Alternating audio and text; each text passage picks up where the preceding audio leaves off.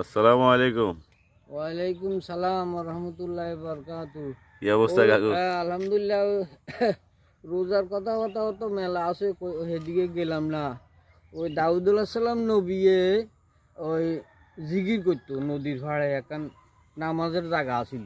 আচ্ছা তো এখন দাউদ সালাম নবীর জিগিরের এসকে নদীর মাছ বেগুনায় জিগির করে, আচ্ছা আচ্ছা। বুঝলেন নি?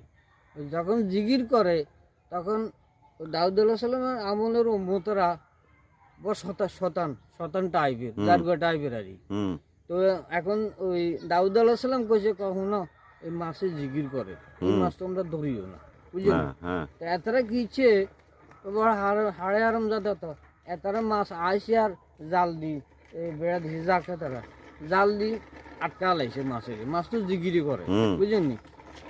বৃহস্পতিবার শুক্রবার তোমরা এই দুদিন মাছ নদীত মাছ ধরিও না।